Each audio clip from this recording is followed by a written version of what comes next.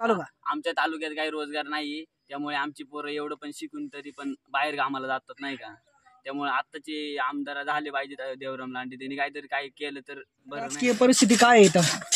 राजकीय परिस्थिती म्हणजे आता आपला माणूस आहे ना इथं, आपल्या जातीच्याच मागे जावं लागेल ना. बाकीचे पक्षवाले काय 5 वर्षात निर्णय येतात. आपला माणूस आहे, आपण त्याला कान धरू शकतो. समजा एखादं काम नाही केलं तर त्याच्या घरी जाऊ शकतो. बाकीचं कोण आहे ते तर राहायचं. त्यांची निशाणी काय माहिती आहे दादा? त्यांची निशाणी गॅस सिलेंडर. इथं तुमचं मतदान जास्त प्रमाणात कोणाला होईल काय वाटतं तुम्हाला दादा? लांडेंनाच होणार. लांडेंनाच होणार.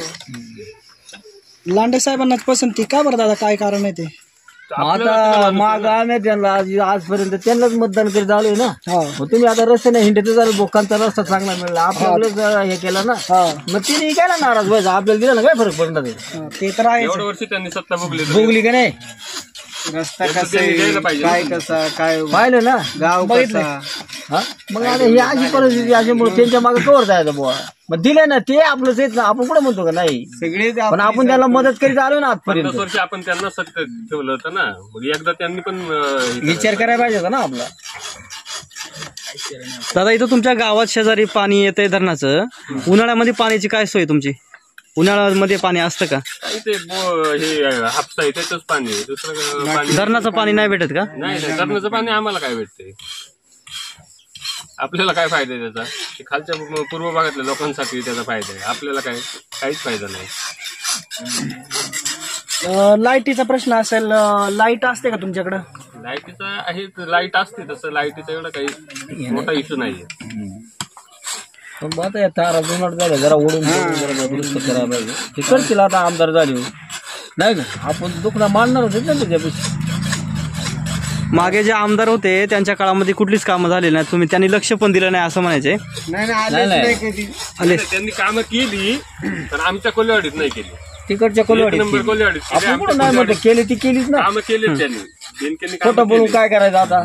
त्यांनी कामं केली नाही अशी नाही, पण त्या गावठाण्यात गेली. 2 नंबर गावठाण्यामध्ये एकही काम त्याने केलेलं नाही. एकच रस्ता आहे फक्त, सिमेंट कॉन्क्रीटचा एकच रस्ता आहे. बाकी गावात सगळीकडे जैशी ती परिस्थिती आहे.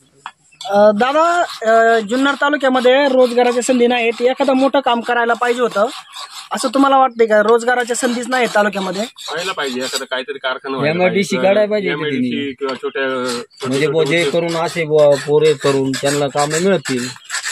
कुठेतरी झाली तर बरं होईल ना. MIDC या आमदारांना करावं आता, लांडे साहेबांना. लांडे साहेब आमदार झाले तर त्यांना आपण बोलू शकतो. लांडे साहेब तुमच्या गावामध्ये आता एवढ्यात आले होते का कधी प्रचाराच्या निमित्ताने? आले होते दिवाळीच्या वेळेस. त्यांच्याकडे मागणी वगैरे केली का तुम्ही? मागणी आता सध्या प्रचार चालू आहे त्यामुळे नाही मागणी करू शकत आपण त्यांना. आणि मागच्या 5 वर्षाला आम्ही त्यांना आमच्या गावानं बुकिंग मतदान केलंय अख्खा. लांडे साहेबांच्याच मागे हा गाव आता. धन्यवाद दादा. चला.